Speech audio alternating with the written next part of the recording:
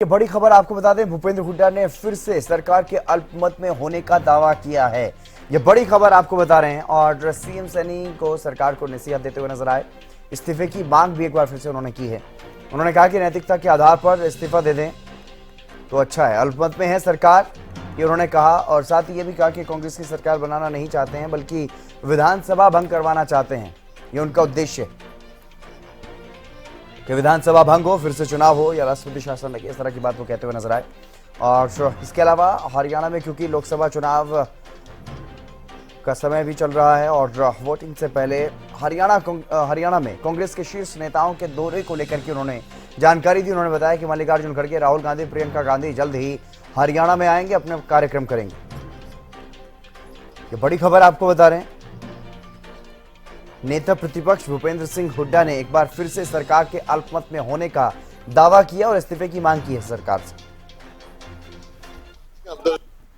हमारे शीर्ष नेता आ रहे हैं, राहुल जी आएंगे, खड़गे साहब आएंगे, प्रियंका जी आएंगी और जितने भी हमारे आएंगे। सर निर्दलीय विधायकों ने जो समर्थन दिया था आज वो राज्य भवन में रिजेक्ट कर दिया। नहीं, ये की गलत खबर है। रिजेक्ट क्या है?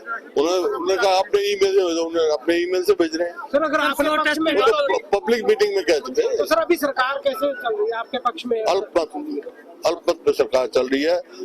इनका नैतिक अधिकार कुछ नहीं है सरकार का। नैतिकता के आधार पर इनको अभी इस्तीफा दे देना चाहिए। क्या लगता है सर लोकसभा इलेक्शन के बाद समीकरण बदलेंगे हरियाणा में? क्या सरकार बन सकती है कांग्रेस की? देखिए, अपने सरकार बनाने की बात नहीं है, हम तो असेंबली डिसॉल्व करने की बात करें और लोगों का मैंडेट करने की बात। हमारे शीर्ष नेता तो आपने सुना पूर्व मुख्यमंत्री भूपेंद्र सिंह हुड्डा को। उन्होंने सरकार पर हमला बोला है। साफ तौर पर एक बार फिर से सरकार को अल्पमत में होने का दावा उन्होंने किया और कहा कि नैतिकता के आधार पर अब सरकार को इस्तीफा दे देना चाहिए। एक बार फिर से इस्तीफे की मांग भी करते हुए नजर आए।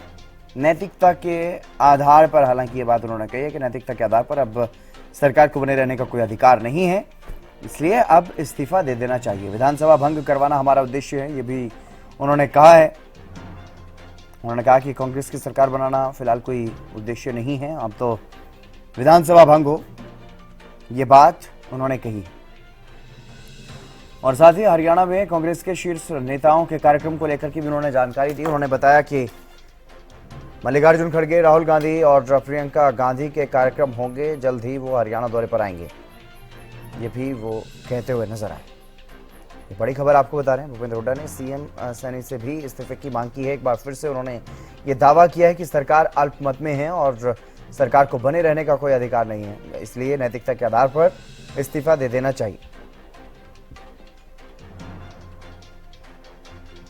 सुनील कुमार हमारे संवाददाता हमारे साथ जुड़ गए अधिक जानकारी के साथ। सुनील, क्या कुछ ज्यादा जानकारी? भूपेंद्र हुड्डा एक बार फिर से सरकार पर हमलावर नजर आए। उन्होंने कहा कि सरकार अल्पमत में है, नैतिकता के आधार पर इस्तीफा दे देना चाहिए। बिल्कुल, हुड्डा जो है करते रहे।